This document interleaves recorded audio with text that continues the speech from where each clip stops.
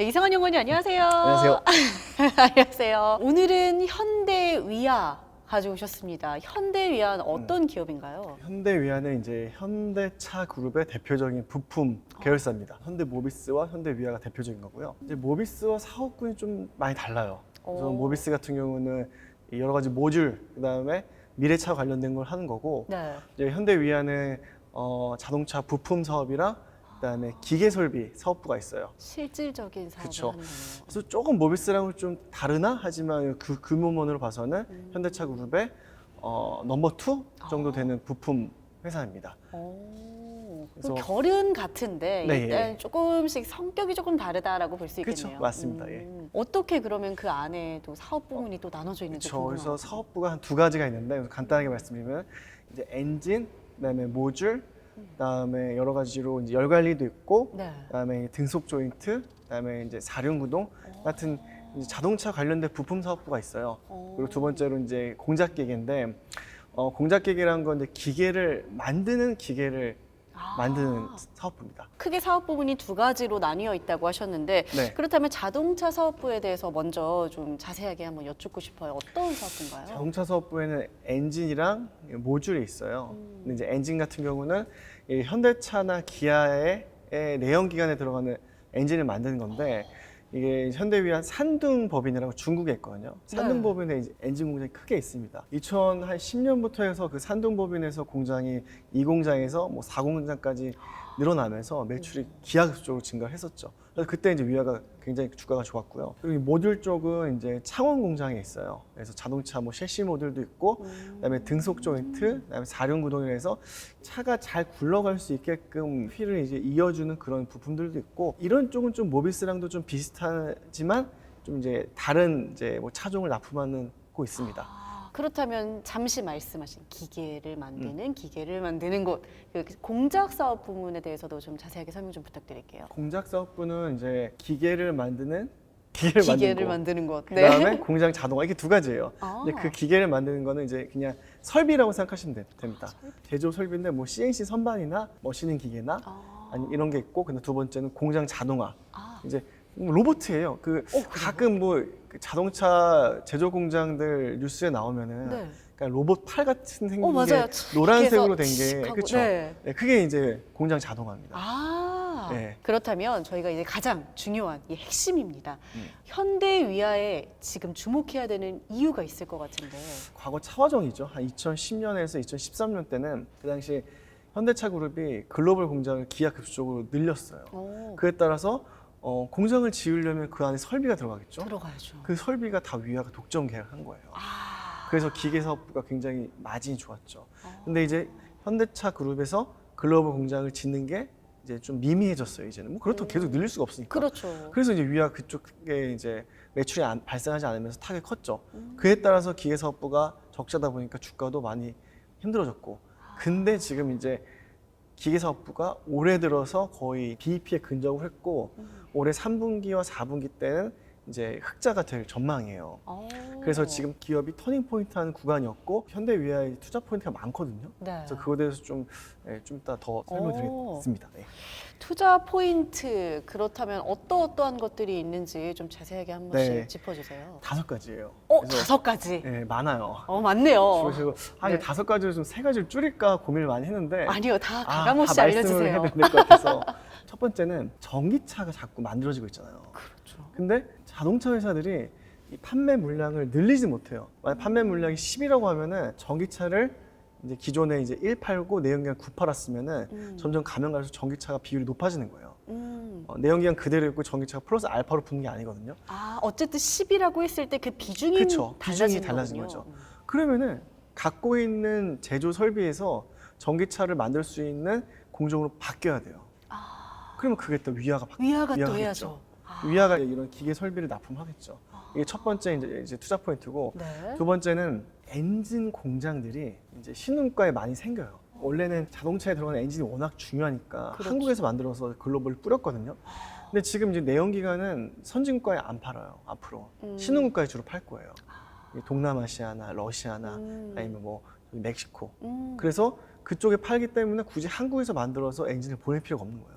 굳이. 신흥국가 바로 옆에 생기는 거예요. 그러면 그쪽에 엔진 공장을 새로 만든다고 하면은 그것도 위아가 만들겠죠. 그것도 그리고- 위아가 그쵸. 독점 계약하니까. 그리고 위아가 공급했던 엔진이 이제 신흥국가 주변에 사다 보니까 운송비 절감되죠. 오. 인건비 절감돼서 그건 뭐예요? 마진이 마진만 그치는 남는 거죠. 거네요. 그렇죠. 이게 두 번째 포인트고 네.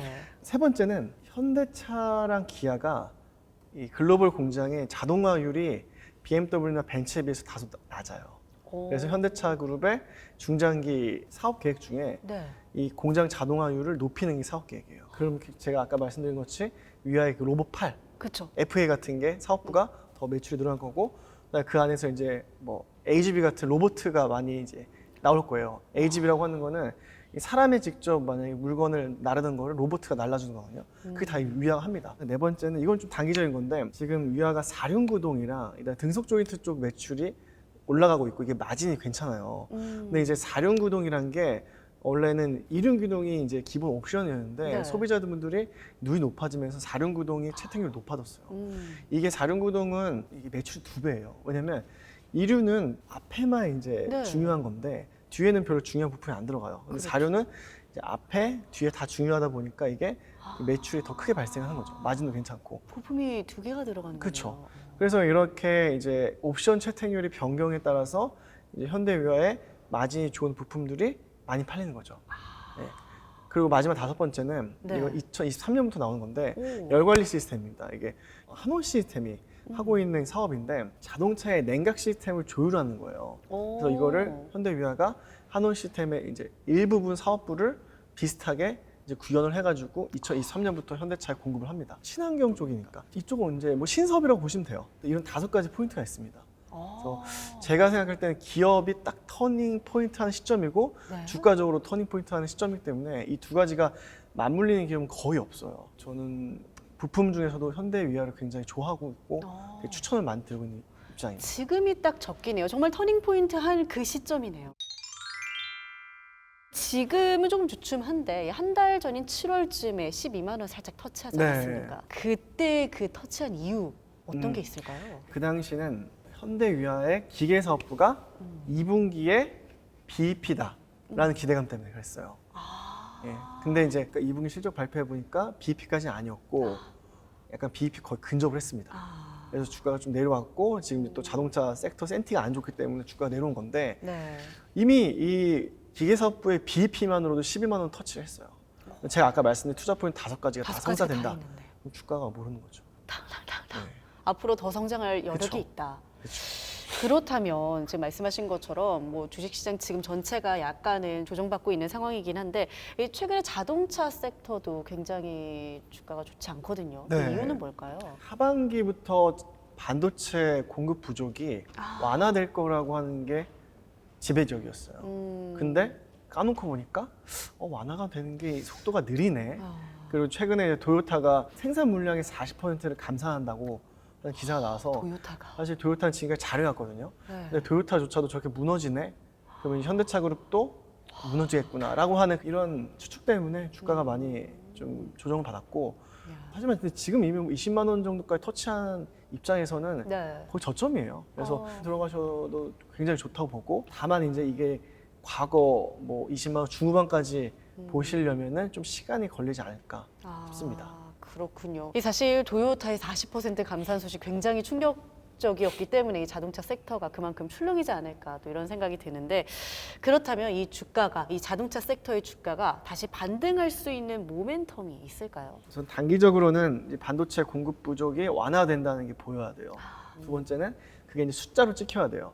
이제 월간 판매하는 판매 물량이나 네. 생산량이 이제 점점 이제 상승하게 보여야 돼요. 제가 여기 종목탐구 생활에서 한 5월쯤에 말씀드렸는데 그때 현대차 기아를 추천드리고 6월에 주가가 올랐어요. 그때 이제 판매량 생산 물량이 올라왔거든요. 네. 근데 다시 7월에 내려오고 8월에 또 내려왔어요. 그 이유가 7월달 판매량 생산이 내려왔어요. 네, 그러니까 이게 지금 단기적으로는 매월 판매량 그다음에 생산량을 체크하셔야 돼요. 근데 그게 이제 계속 1, 2개월 이제 순차적으로 오르는 걸 보면 그때는 이제 모르겠구나. 라고 하는 게 모멘텀일 거고 마지막으로는 이런 반도체나 그다음에 코로나19에 따른 아직 다 회복이 안 됐어요. 그에 따른 100% 회복을 하고 우선 이제 생산량이나 판매량 2019년 정도로 올라오면은 그때부터는 또 진검승부입니다. 그때부터 이제 과거 자동차 sek터가 밸류에이션이 과거로만 보진 않을 거예요. 과거 밸류에이션이 한 10배인데 근데 그때 이제 밸류에이션이 뭐 10배, 12배, 13배까지 보게 되면은 근데 주가는 정말 한 30만 원까지 갈 수 있다고 보고 있고 단기적으로는 이 반도체 공급 부족이 회복이 되는 게 급선무죠. 아무래도 이 반도체에 대한 원활한 공급이 가장 중요하지 않을까 또 이런 생각이 듭니다. 네, 이렇게 이승환 연구원님과 함께 오늘 현대위아에 대해서 알아봤는데요. 5가지 투자 포인트 잘 기억하시기 바라겠습니다. 한 주에 하나씩 종목에 대해 알아보는 종목 탐구 생활 아쉽지만 여기서 인사드리도록 할게요. 그럼 여러분 안녕. 안녕. 구독 누르고 좋아요 누르고 누르고 누르고 누르고